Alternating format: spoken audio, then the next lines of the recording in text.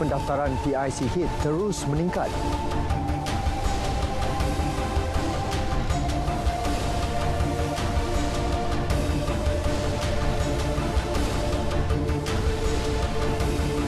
Tiada peningkatan, penjual ayam ikut harga yang ditetapkan.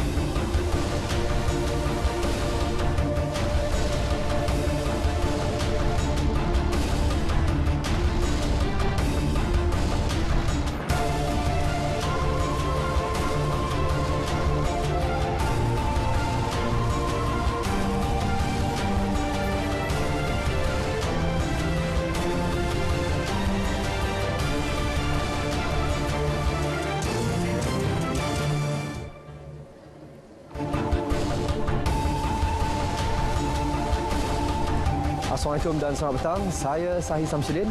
Berita Wilayah 16 Februari membawakan laporan terkini dari seluruh negara. Seperti biasa, lintas langsung dari Sarawak dan Sabah bakal mengisi paparan pada petang ini. Turut bersama lintas langsung dari Negeri Sembilan. Setia selama sejam bersama kami.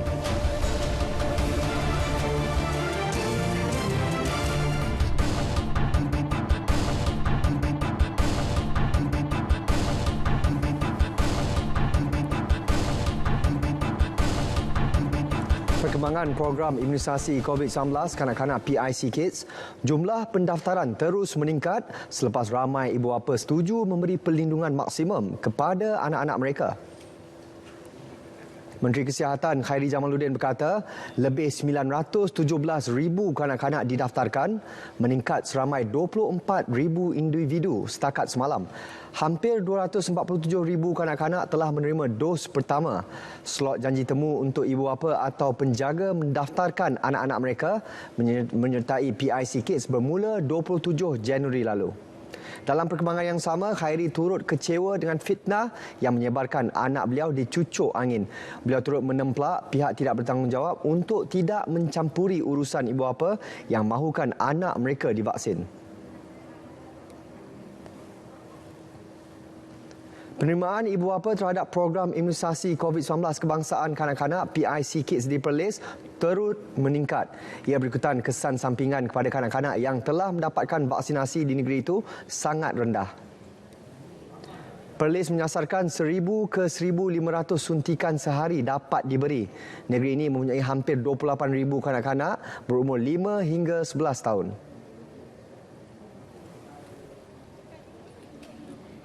Bagi mereka yang masih lagi berasa di atas pagar sama ada nak mengambil suntikan vaksinasi untuk anak-anak 5 hingga bawah 11 tahun tu boleh mendaftar dan insya-Allah setakat ni kalau masih ada yang bertanya ada kesan sampingan ke tidak, bagi seramai lebih kurang 1,200 yang kita telah suntik di negeri Perlis, tiada kesan sampingan semasa mereka 30 minit bersama dengan kita. Kesan sampingan lain selepas itu mereka akan daftarkan di dalam MySejahtera dan atau masukkan ke dalam maklum kepada cikgu sekolah lah. Beliau meninjau pusat pemberian vaksin PIC Kids di SK Tambun Tulang di Arau. PIC Kids Perlis bermula 9 Februari lalu. Di Kedah, jumlah pusat pemberian vaksin PPV untuk kanak-kanak menerusi PIC Kids kini meningkat kepada 107 pusat. Selain memberi kemudahan kepada ibu bapa untuk membawa anak-anak mereka menerima vaksin, ia juga memberi keyakinan kepada mereka. Rusiah Abdul Hamid ada perinciannya. Pemberian vaksin kini diperluaskan kepada kanak-kanak yang berumur antara 5 hingga 12 tahun. Ia bagi memastikan mereka berada di dalam persekitaran yang selamat, berdaya tahan dan mempunyai antibodi yang kuat. Pengarah Kesihatan Kedah Dr. Osman Warijo berkata, untuk PBB Istimewa SPPV terdapat 4 pusat iaitu di Hospital Sultan Abaya HSB Alostar, Hospital Sultan Abdul Halim Sungai Petani, Hospital Kulim dan Hospital Sultan Amaliha di Langkawi. Manakala PBB sekolah sebanyak 84 pusat, PBB Klinik Kesihatan 12 dan PPV Offsite 7 pusat. PPV sekolah perancangan kita bersama dengan Jabatan Pendidikan Negeri Kedah, kita akan membuka lapak sejumlah 84 PPV di sekolah. 84 buah Ada yang telah bermula operasi, contohnya di Baling, Kubang Pasu, Kulim, Padang Terap, Pendang, Sik yang dah telah mula beroperasi. Sementara di beberapa daerah lain itu kita sedang buat persiapan, insya-Allah akan dimulakan tidak berapa lama lagi. Penyelaras SPPV HSB Dr. Siti Nurhani Mazrah Khalid berkata, ibu bapa memberi sambutan baik. Di HSB sebab kita digazetkan sebagai special PPV. Maksudnya kita standard hospital di mana kita ada menyediakan pasukan kecemasan untuk standby di tempat pemberian vaksin kita sekiranya terdapat apa-apa masalah. Bagi ibu bapa dan waris, mereka sedar keperluan kanak-kanak divaksin kerana kes COVID-19 kian meningkat. Harap-harap imunisasi ini dapat melindunglah. Kan kita harap macam tu lah. Kita ikhtiar lah apa yang patut lah, macam tu lah. Baguslah. Bagus. Kita ambil ni cucuk ni baguslah kepada kesihatan kita kan. Sehingga semalam, seramai 9,078 atau 3.6% kanak-kanak berumur 5 hingga 12 tahun telah menerima imunisasi. Keseluruhan, seramai 254,100 kanak-kanak layak divaksin di Kedah. Laporan Rusiah Abdul Hamid untuk Berita RTN. Sementara itu, Timbalan Menteri Kesihatan Datuk Dr. Nur Azmi Ghazali pula memaklumkan hanya 8 kes aduan diterima KKM berhubung kanak-kanak yang mengalami kesan sampingan selepas menerima suntikan vaksin. Jumlah itu hanya 0.006% daripada hampir 247,000 kanak-kanak berusia 5 hingga 11 tahun yang telah mendapatkan vaksin sejak PIC Kids dimulakan awal bulan ini. Kesan sampingan yang dialami kanak-kanak terlibat hanya dalam kategori ringan seperti mengalami bengkak dan kesan merah pada tempat suntikan.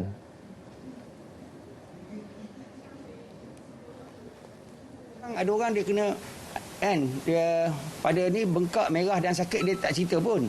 Tapi ada orang buat laporan.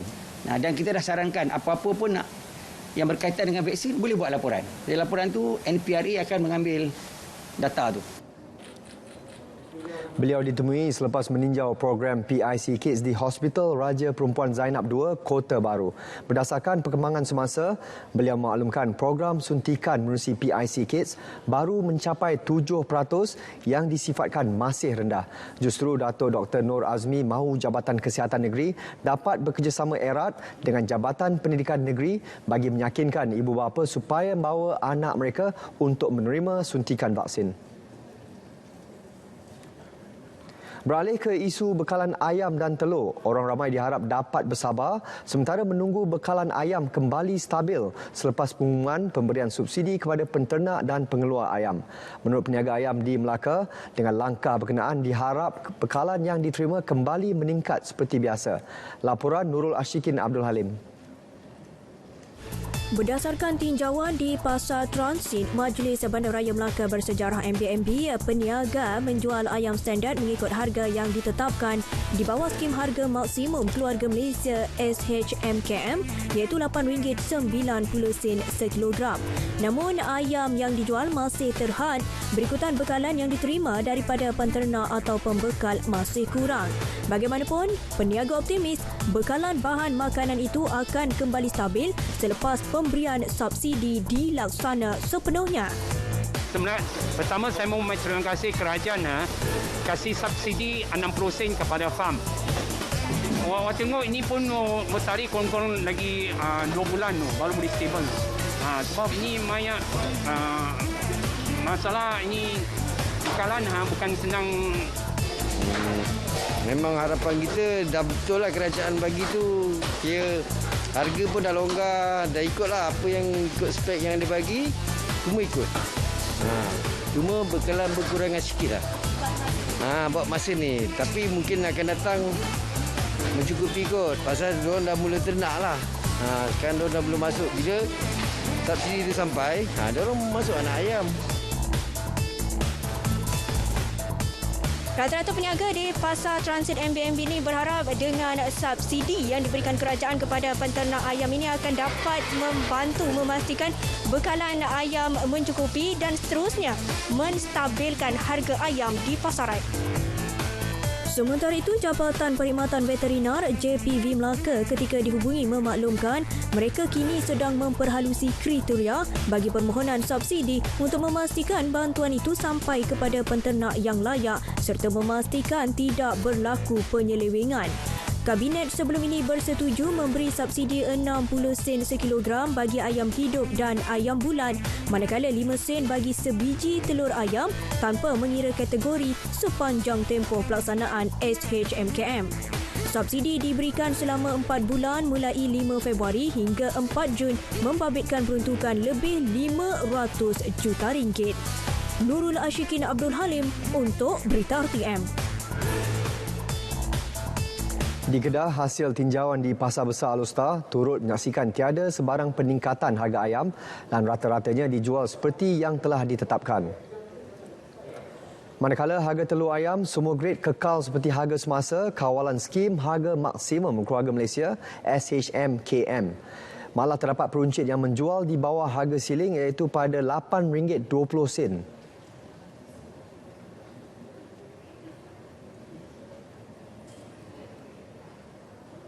Tak pernah capai lagi. Alhamdulillah tak pernah capai lagi lah.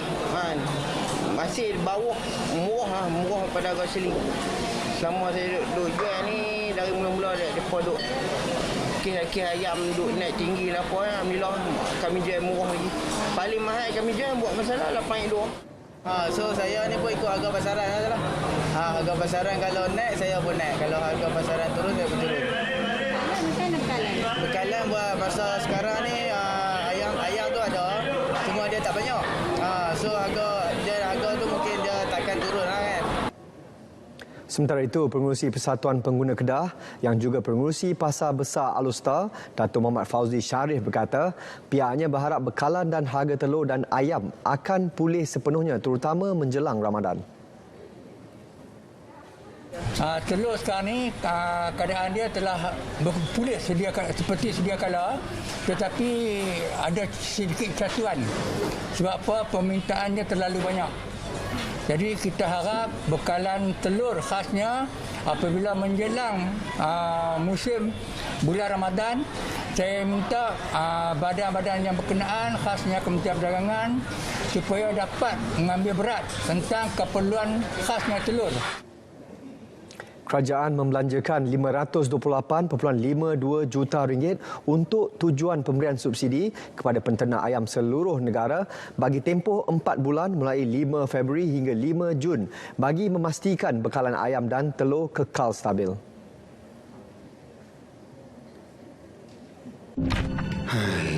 Benar sangat hari ini.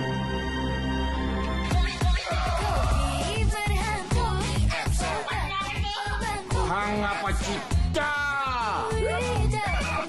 Penat, FCKV kan ada. Oh, memang betul lah. FCKV bagi kita tenaga. FCKV memberi anda tenaga.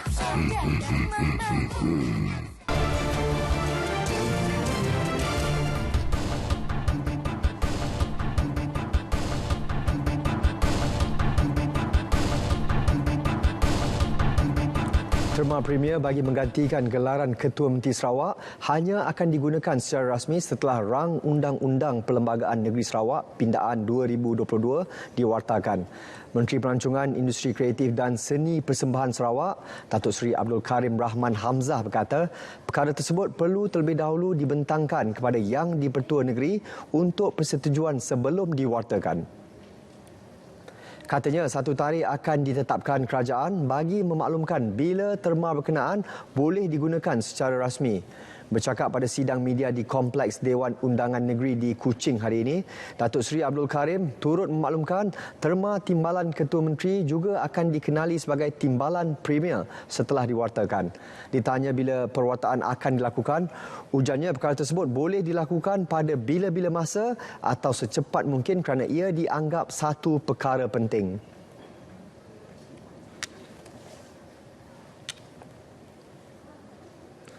Baiklah, lagi perkembangan bumi kenyalang. Mesyuarat pertama, penggal pertama persidangan Dewan Undangan Negeri Sarawak ke-19 masuk hari ketiga. Perincian lanjut bersama Buma Win. Silakan Buma. Baik, terima kasih Sahi. Persidangan hari ketiga mesyuarat pertama bagi penggal pertama Dewan Undangan Negeri Dun Sarawak ke-19 hari ini dimulakan dengan majlis angkat sumpah bagi ahli Dewan Undangan Negeri Adun Piasau, Datuk Sebastian Ting Chiu Yu. Beliau mengangkat sumpah di hadapan Speaker Dun Sarawak Tan Sri Dato' Amar Muhammad Asfia Awang Nasar. Datuk Sebastian Ting tidak menghadiri majlis angkat sumpah yang berlangsung pada Isnin lalu kerana dikuarantin. Adun Piasau itu berjaya mempertahankan kerusi tersebut pada pilihan raya umum PRU Dun Sarawak ke-12 pada 18 Disember tahun lalu selepas memenangi buat kali pertama pada PRU Dun Sarawak ke-11 pada tahun 2016.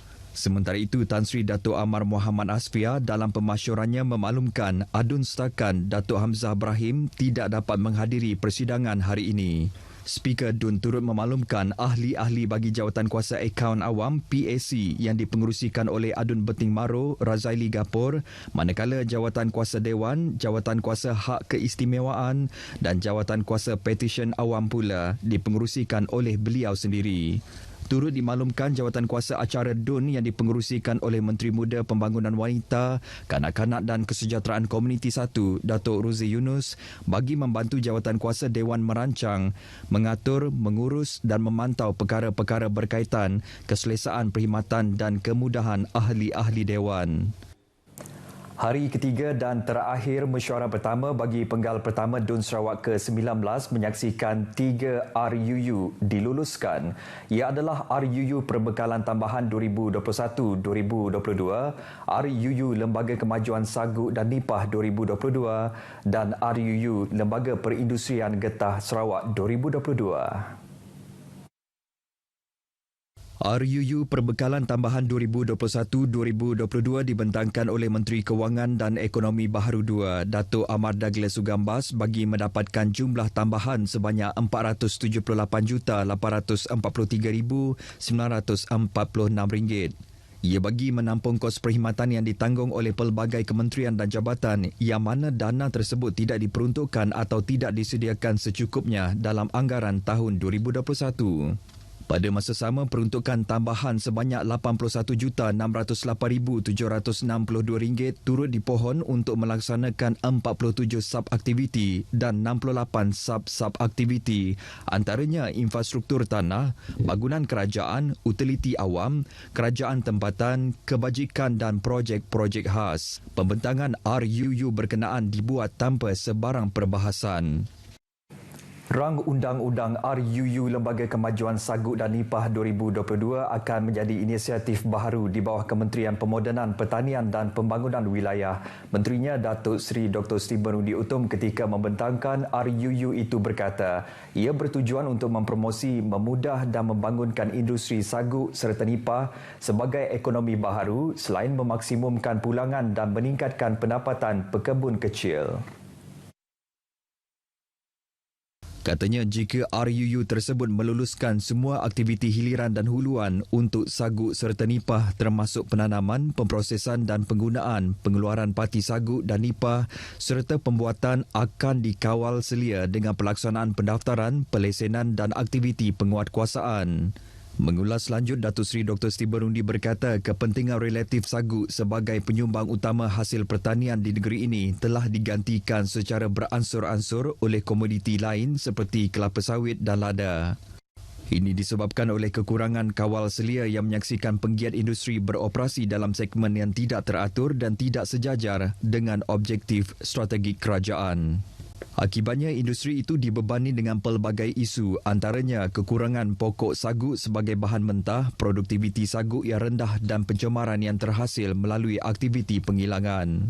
Justru adalah wajar satu badan kawal selia yang dibentuk untuk menyelia keseluruhan perancangan dan pembangunan industri sagu di Sarawak. Datuk Seri Dr. Stephen Rudy juga berkata Sarawak merupakan pengeksport terbesar tepung sagu di dunia dengan mengeksport 37,884 tan metrik kanji sagu bernilai 78.29 juta ringgit terutamanya ke Semenanjung Malaysia dan Jepun masing-masing sebanyak 51.27% dan 35.47%. Industri sagu ketika ini didominasi oleh sektor perkebun kecil yang menyumbang 92% daripada jumlah anggaran kawasan tanaman seluas 32,329 hektar yang kebanyakannya di bahagian Mukah, Betong dan Sarike. Baik, dalam perkembangan berkaitan, seramai 13 ahli Dewan membahaskan RUU Lembaga Kemajuan Sagu dan Nipah 2022. Antaranya Ahli Dewan Undangan Negeri Adun Beting, Maro, Balingian, Tanjung Batu, Tanjung Datu, Telian, Daro, Serembu, Lingga, Jepak dan Kota Sentosa. Bagi Adun Telian Royston Valentine, beliau berharap penubuhan Lembaga Kemajuan Sagu dan Nipah dapat menstabilkan harga sagu di negeri ini. Adun Balingian Abdul Yaakob Arbi pula berharap ahli lembaga pengarah Lembaga Kemajuan Sagu dan Nipah akan terdiri daripada mereka yang benar-benar mengenali industri itu agar idea yang disampaikan dapat diterjemahkan dengan baik. Selain itu, Adun Jepak Datuk Talib Zulkifli meminta kerajaan mempertimbangkan beberapa bentuk subsidi untuk menggalakkan pemilik tanah menceburi penanaman pokok sagu terutama di kawasan berpaya bagi memulihkan industri berkenaan yang semakin merosot. Bagi Adun Tanjung Batu, Johnny Pang Leong Ming mencadangkan penubuhan pusat penyelidikan sagu dan nipah bagi menghasilkan produk baharu termasuk produk hiliran. Adun Lingga iaitu Dayan Noraza Awang Sohor juga senada sambil berkata Lembaga Kemajuan Sagu dan Nipah bakal menyediakan platform kepada penduduk di luar bandar menjana pendapatan. Dalam pada itu, Adun Tanjung Datu Azizul Anwar Adenan pula menggariskan 3 strategi pengurusan dalam membangunkan industri nipah dan sagu iaitu membenarkan penyertaan masyarakat melalui pengurusan perancangan selain mengekalkan harga yang baik. Adun Serembu Miroh Simoh berharap lebih ramai petani berskala besar atau kecil akan melibatkan diri dalam industri itu dengan bimbingan dan kemampuan kewangan Lembaga Kemajuan Sagu dan Nipah. Bukan gelaran kosmetik semata-mata tetapi menepati keperluan dan hasrat rakyat Sarawak dalam mengembalikan hak-hak mereka seperti yang termaktub dalam Perjanjian Malaysia 1963. Itu pendapat dan reaksi Menteri Muda di Pejabat Ketua Menteri Dato' Abdullah Saidul berkaitan pindaan gelaran Ketua Menteri kepada Premier yang dilihat sebagai satu langkah baharu dalam meletakkan Sarawak setara dengan Semenanjung Malaysia.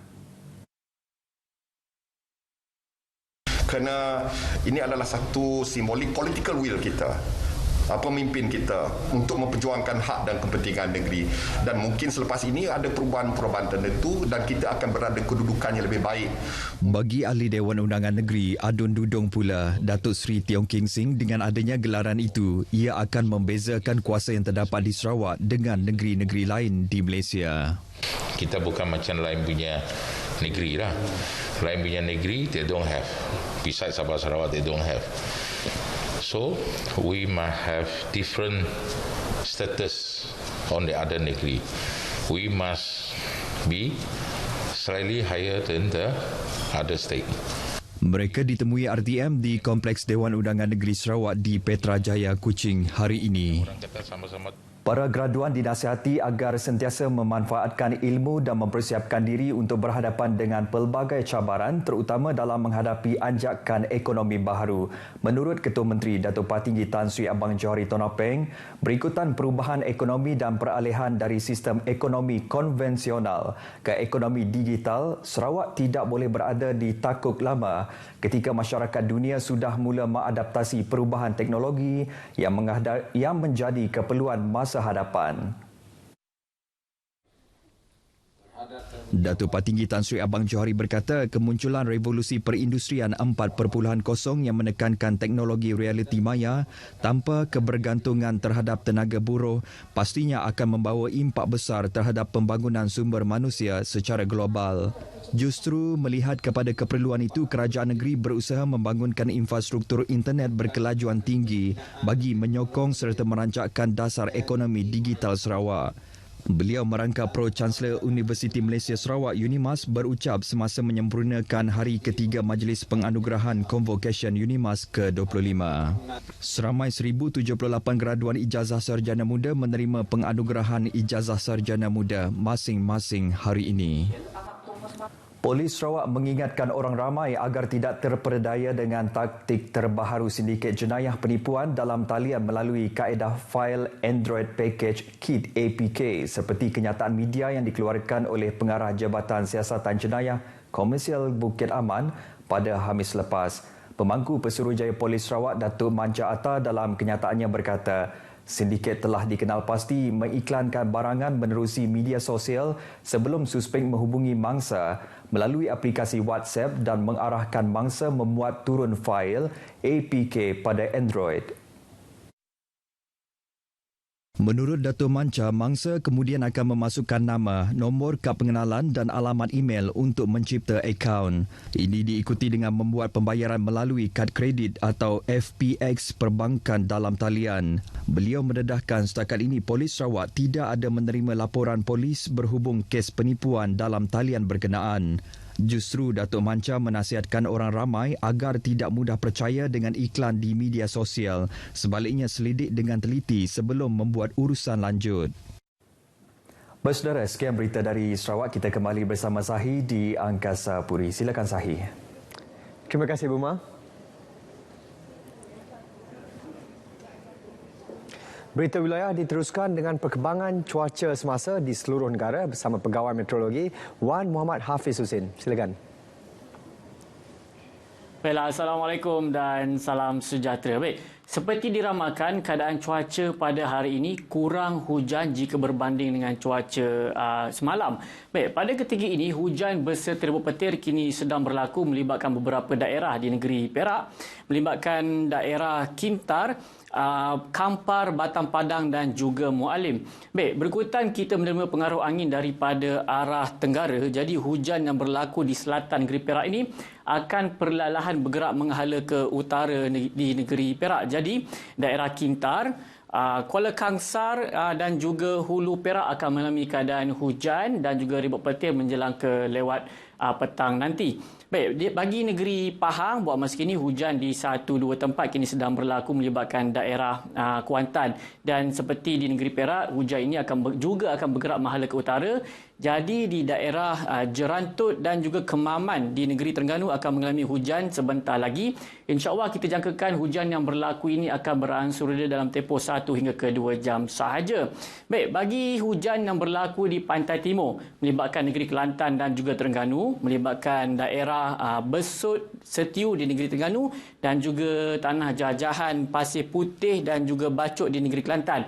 Hujan ini kita jangkakan akan beransur-ansur reda dalam tempoh 1 hingga ke 2 jam sahaja seperti di negeri Terengganu. Apabila hujan ini akan bergerak menghala ke kawasan perairan sepenuhnya. Baik, bagi negeri-negeri lain buat masa kini, alhamdulillah tiada hujan yang berlaku. Keadaan yang berbeza berlaku di negeri Sabah dan juga Sarawak. Hujan berserta rebut petir kini sedang berlaku di hampir ke semua bahagian. Baik, bagi negeri Sabah, hujan yang berlaku pada ketika ini di bahagian Sandakan, Pantai Barat dan juga di bahagian pedalaman, hujan kini sedang berlaku. Kita jangkakan akan beransur reda menjelang ke lewat petang nanti. Tetapi keadaan yang berbeza pula berlaku di negeri Sarawak. Hujan yang berlaku di kebanyakan bahagian ini, kita jangkakan boleh berlanjutan sehingga ke awal malam nanti. Dan bagi anda untuk mendapatkan informasi yang lebih terkini, anda boleh layari laman sesawang kami di www.met.gov.my ataupun boleh muat turun aplikasi My Cuaca ataupun My Gempa, serta anda boleh layari Facebook, Instagram, Twitter dan juga YouTube. Baiklah, sebelum pisah kita lihat ramalan cuaca bagi bandar-bandar utama di seluruh Malaysia. Saya Wan Hafiz. Assalamualaikum dan salam sejahtera.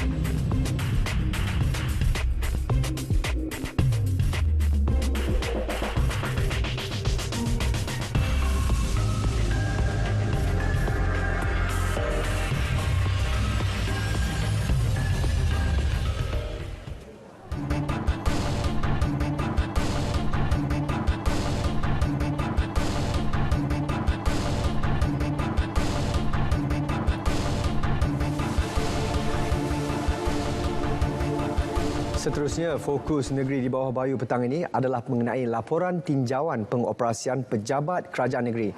Terus bersama Konstantin Pahlawan di Kota Kinabalu. Konstantin.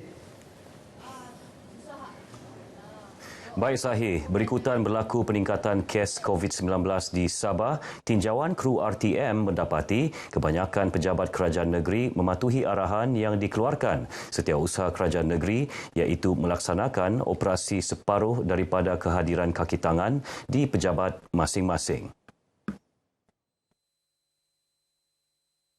Tidaklah mengganggu sistem perkhidmatan kerajaan. Orang ramai masih boleh berurusan dengan menggunakan telefon dan juga email ataupun boleh datang ke kaunter-kaunter yang disediakan oleh pihak kerajaan yang mana ada kaitan dengan urusan-urusan tertentu.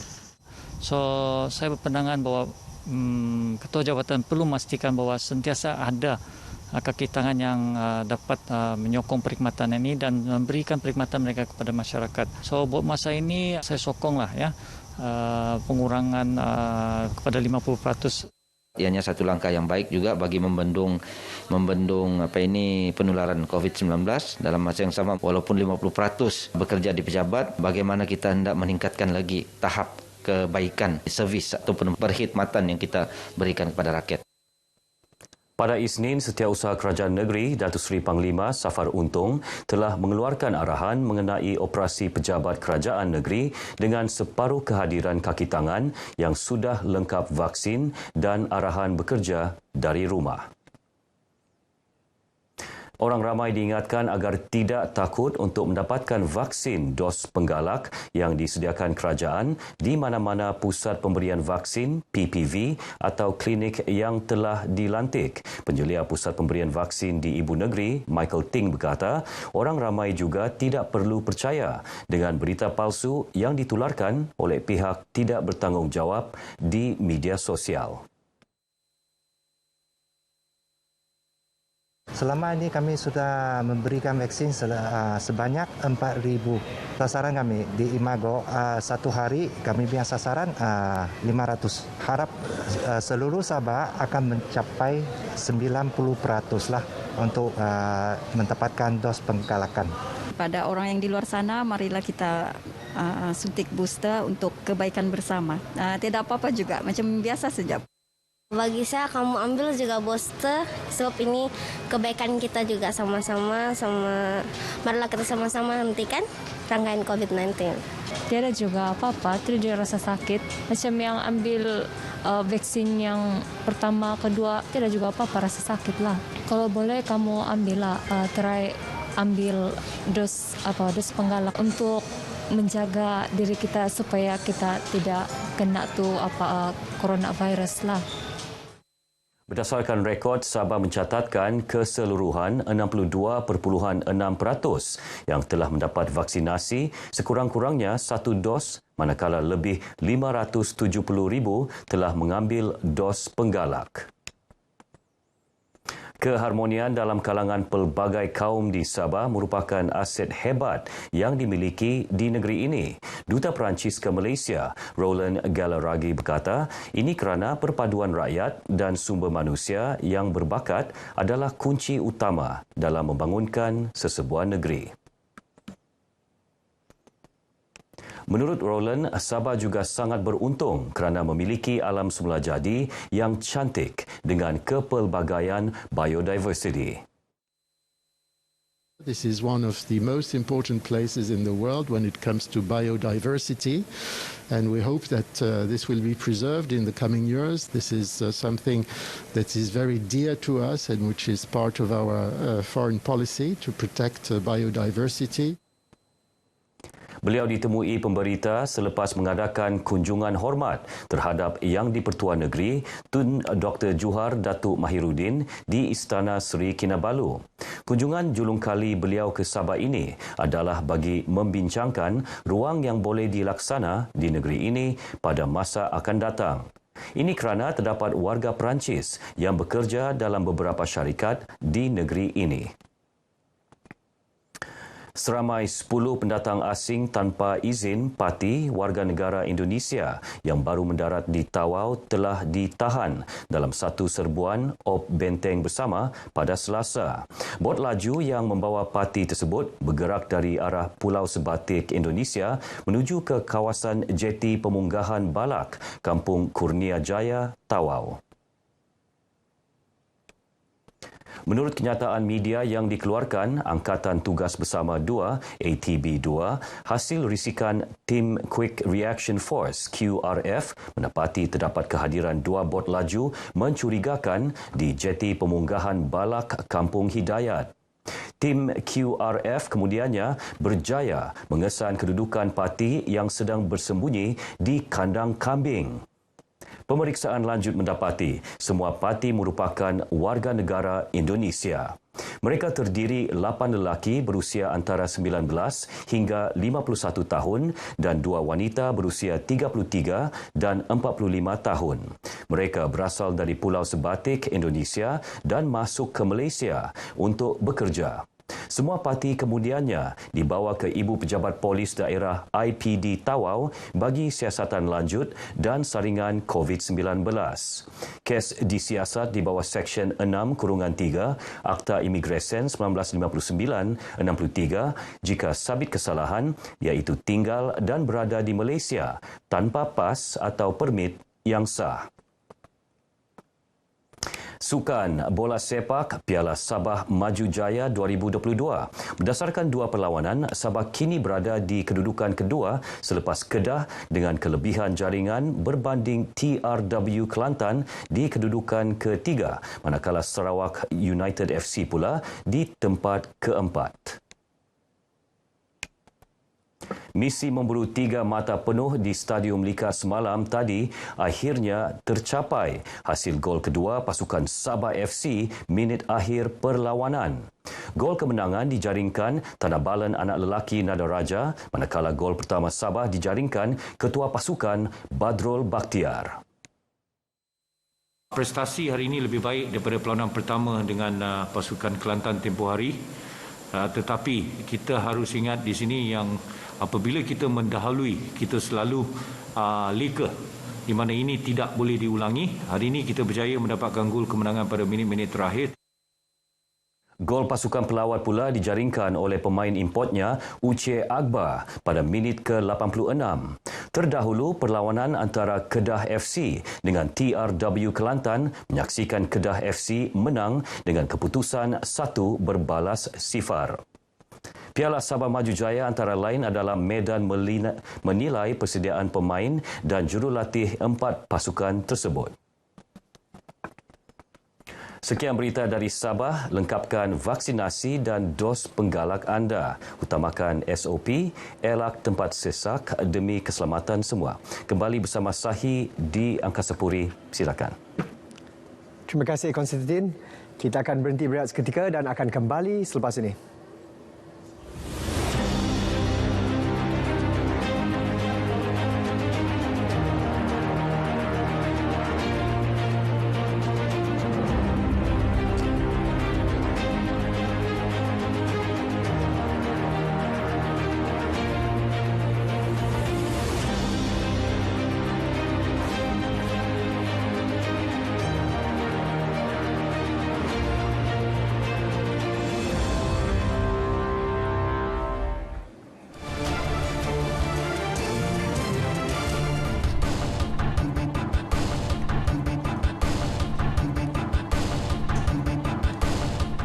Tiada laporan diterima tentang penggunaan masjid atau surau di Johor untuk tujuan kempen parti-parti politik menjelang pilihan raya umum PRU Dewan Negeri Johor ke-15 12 Mac depan. Timbalan Pengarah Operasi Jabatan Agama Islam Negeri Johor JAINJ, Anda Sarimin berkata ia tidak dibenarkan, malah SOP semua masjid dan surau masih tertakluk kepada peraturan bidang kuasa Majlis Agama Islam Negeri Johor. Memang tidak ada dan jabatan pun tidak membenarkan. Setakat ini tidak dibenarkan parti-parti politik membuat apa-apa event di masjid-masjid seluruh negeri Johor. Beliau berkata demikian pada sidang media program Johor Fitrah Kasih di Johor Bahru. 15 rumah kebajikan di sekitar Johor Bahru disasarkan menerima manfaat menerusi program tersebut yang akan dilaksana pertengahan April depan. Pengurusan bencana negara yang menggariskan pelbagai langkah strategik menjadi antara paparan utama berita dari Negeri Sembilan hari ini. Untuk perbincangan lanjut, kita bersama penyampainya Azlina Kamarudin. Silakan. Ya, Sahih. Kerajaan Negeri Sembilan menyokong langkah strategik yang diumumkan Perdana Menteri Datuk Seri Ismail Sabri Yaakob baru-baru ini. Ia berkenaan penambahbaikan pengurusan bencana negara menerusi perancangan jangka pendek, sederhana dan panjang. Menteri Besar Datuk Seri Aminuddin Harun mengalu-alukan usaha itu dan berpendapat ia perlu disegerakan agar langkah awal dapat diambil sebelum bencana berlaku. Saya mengalu-alukan tetapi perlu segeralah dilaksanakan. Penyaluran bantuan, penyaluran bajet apa semua kena segerakan. Dalam pada itu, kerajaan negeri mengecualikan 100% denda lewat cukai petak bagi tahun lalu. Ia membabitkan 23,236 hak milik yang masih belum menjelaskan cukai berjumlah RM117,241. Penduduk terjejas banjir Disember lalu juga dikecualikan bayaran bagi permohonan pengeluaran salinan surat nikah, cerai dan rujuk. Tawaran kepada pasangan yang sudah mendaftar perkahwinan, cerai serta rujuk di negeri ini sahaja. Permohonan diterima sehingga 31 Mac depan.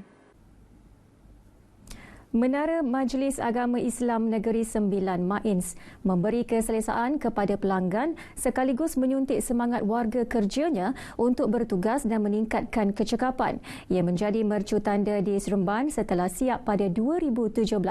Yang di-Pertuan Besar Negeri Sembilan, Tuanku Muris Ibni Almarhum Tuanku Munawir berkenan merasmikan menara berkenaan yang dibina dengan kos RM72.2 juta.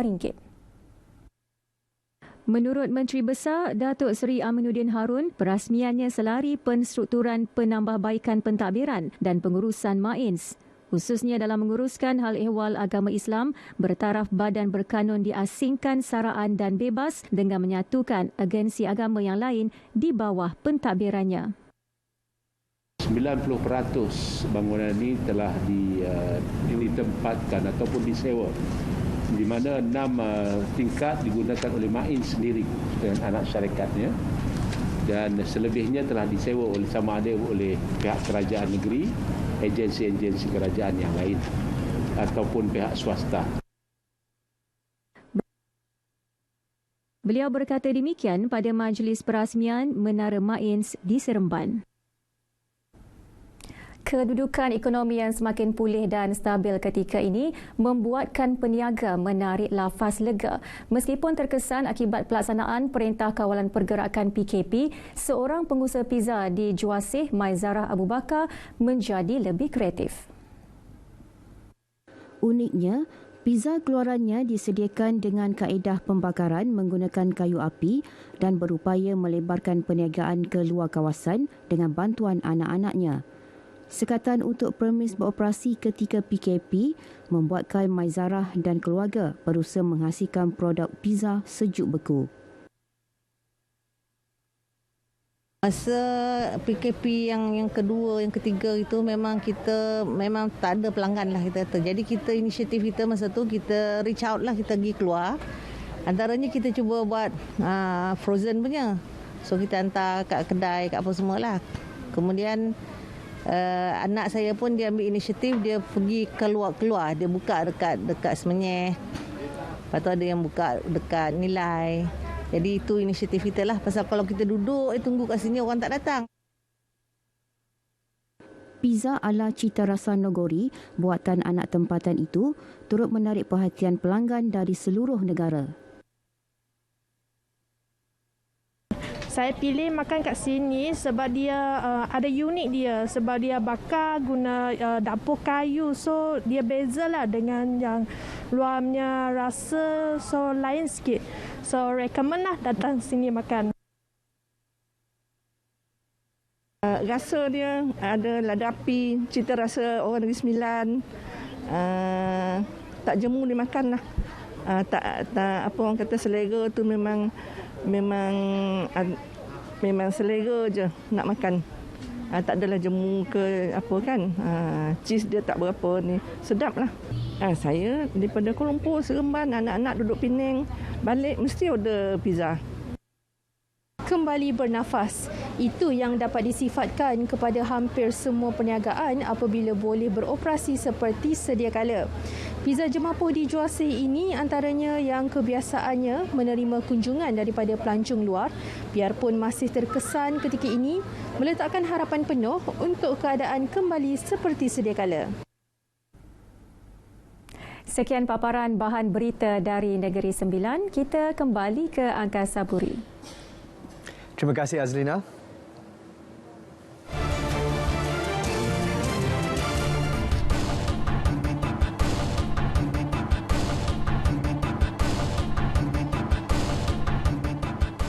Jabatan Kastam Diraja Malaysia JKDM Kelantan berjaya menggagalkan cubaan menyeludup rokok bernilai 2.18 juta ringgit termasuk cukai dalam satu serbuan yang dilakukan di Pengkalan Cepa. Pengarah Kastam Kelantan Muhammad Nasir Deraman berkata, serbuan dilakukan pasukan operasi cawangan penguatkuasaan Kota Baru ke atas sebuah rumah tidak bernombor di Kampung Teluk petang kemarin. Menerusi satu kenyataan media, 248 peti yang mengandungi 2.4 balang rokok seludup rampas dengan anggaran RM496,000, manakala cukai yang terlibat RM1.67 juta. Modus operandi yang digunakan adalah membawa masuk rokok-rokok seludup melalui sempadan negara iaitu di Sungai Golok dan menjadikan rumah berkenaan sebagai tempat penyimpanan sementara sebelum diedarkan ke pasaran tempatan. Pemilik premis sedang dikesan dan kes disiasat di bawah Seksyen 135(1)(d) Akta Kastam 1967. Sabit kesalahan, individu terbabit boleh dikenakan denda tidak kurang 10 kali nilai barang atau RM100,000 mana lebih besar dan tidak lebih daripada 20 kali nilai barang atau RM500,000 yang mana lebih besar atau penjara tidak kurang daripada 6 bulan dan tidak lebih 5 tahun atau kedua-duanya sekali bagi kesalahan pertama. War Room Perumahan atau Pelan Mitigasi, itu inisiatif Kementerian Perumahan dan Kerajaan Tempatan KPKT dalam usaha mengatasi isu-isu kelewatan projek perumahan di negara ini. Timbalan Menterinya Datuk Seri Dr. Ismail Abdul Muttalib berkata, pendekatan tersebut membabitkan semua projek perumahan di bawah seliaan KPKT. Menerusi pelan mitigasi berkenaan, KPKT akan memantau rapat kemajuan projek melalui pemerhatian khusus, laporan mingguan dan terakhir surat amaran. Antaranya, jika kontraktor asal gagal menyiapkan projek mengikut perjanjian, pihaknya akan mencari kontraktor penyelamat bagi meneruskan projek demi rakyat. Ada projek-projek yang lewat di bawah kementerian ini. Bahkan melalui menteri yang baru ini, kita telah menubuhkan war room khusus untuk melihat bagaimana, apakah masalah yang dihadapi oleh projek-projek lewat bukan sahaja Prima, bahkan di SPMB dan juga Jabatan Perumahan Negara sendiri. Beliau ditemui selepas program Kembali ke Sekolah peringkat Parlimen Maran di Maran.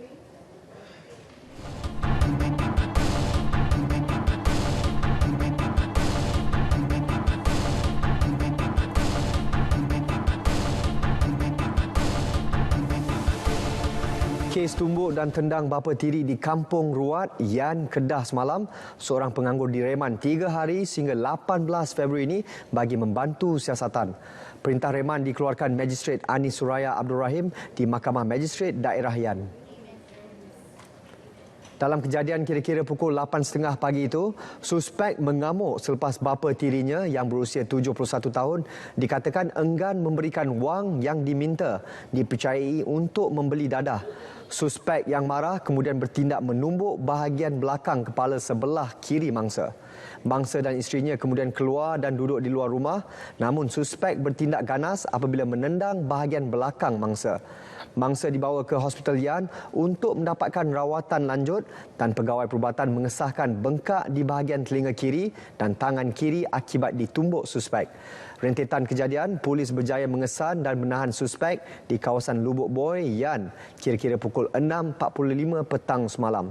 Suspek seorang pesakit mental dan memiliki kad OKU mental serta mempunyai satu rekod kesalahan lampau berkaitan dadah. Bagaimanapun, hasil ujian saringan awal air kencing mendapati suspek negatif dadah.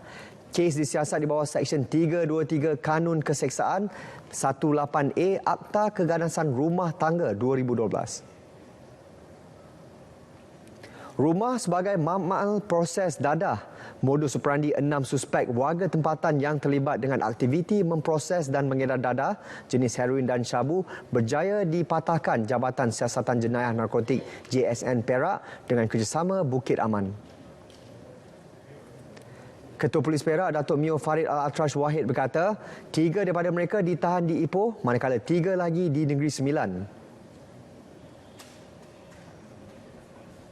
So dalam serbuan ini kita juga telah mengambil tindakan di bawah Akta Dadah Berbahaya pelucut hak harta 1988 ataupun FOP, di mana Jabatan Siasatan Jenayah Narkotik telah menyita pelbagai aset sindiket yang dianggarkan bernilai RM181,500. Nilai keseluruhan rampasan dadah dan sitiaan adalah sebanyak RM348,768. So PDRM khususnya Jabatan Siasatan Narkotik akan terus berusaha untuk mengesan sakibati ahli sindiket yang terlibat untuk diheret ke muka pengadilan.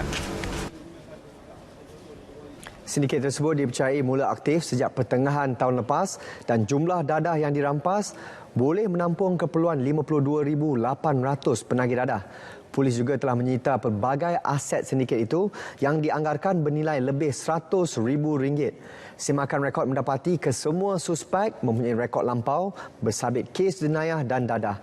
Kes disiasat di bawah Seksyen 39B ADB 1952 dan suspek direman 6 hari bermula 14 hingga 19 Februari bagi membantu siasatan.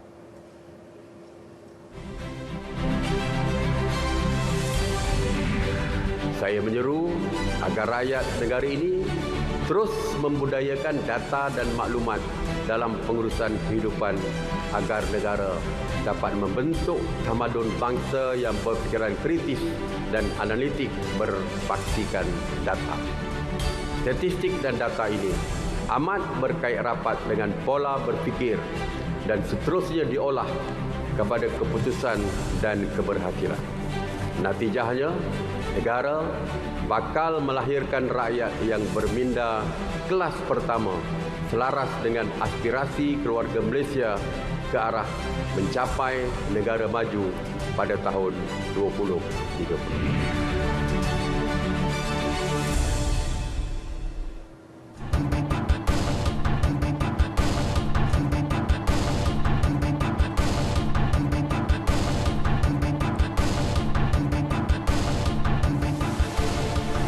Seorang pemilik syarikat pelancongan dihadapkan ke Mahkamah Session Kuala Lumpur atas 5 pertuduhan pengubahan wang haram berjumlah 1.15 juta ringgit. Bagaimanapun, tertuduh Nur Aini Ismail mengaku tidak bersalah selepas pertuduhan dibacakan di hadapan Hakim Ahmad Kamar Jamaluddin.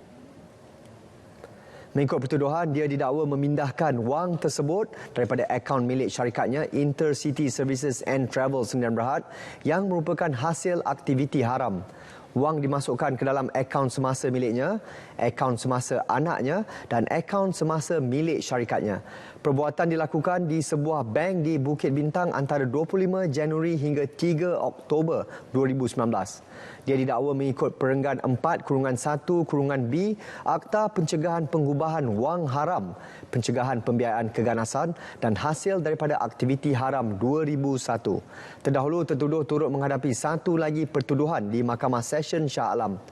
Peguam mewakili tertuduh Vinod Sharma memohon kes dipindahkan ke Mahkamah Shah Alam dan mengguna pakai jaminan RM15,000 yang ditetapkan Mahkamah Session Shah Alam. Hakim membenarkan permohonan tersebut dan menetapkan 8 Mac untuk sebutan semula kes. Seperti biasa, setiap Rabu kita ikuti harga runcit petrol dan diesel mingguan. Buka kuasa tengah malam ini hingga 23 Februari.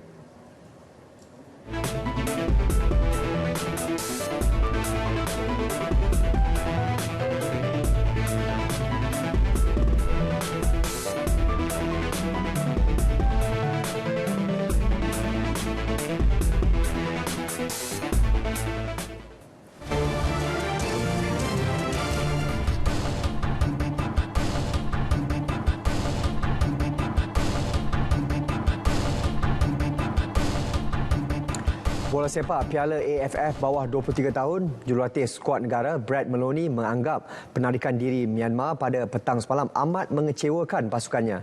Namun beliau akur dengan keputusan penganjur demi keselamatan semua pihak. Myanmar menjadi pasukan kedua selepas Indonesia dari kumpulan B yang terpaksa menarik diri selepas ramai pemainnya dijangkiti COVID-19.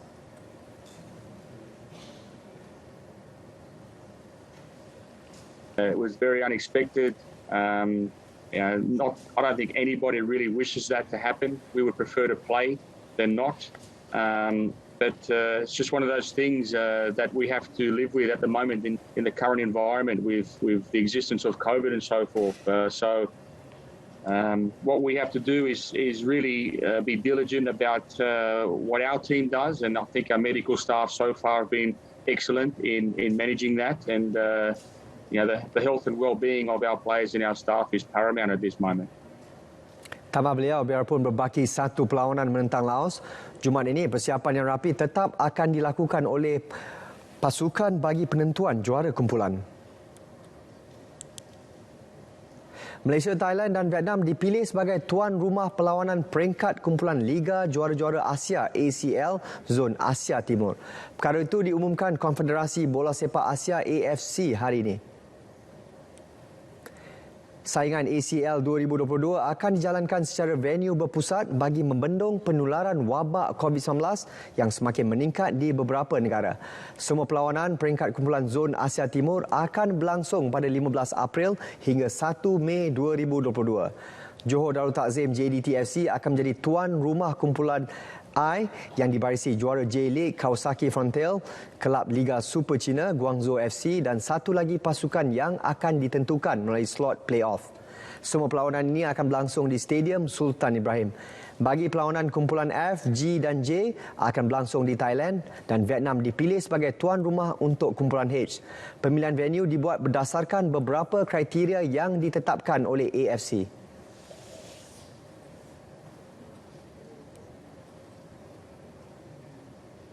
Berita wilayah edisi 16 Februari berakhir di sini. Dapatkan perkembangan sahih sepanjang masa melalui portal Berita RTM di berita.rtm.gov.my. Salam hormat dan Assalamualaikum.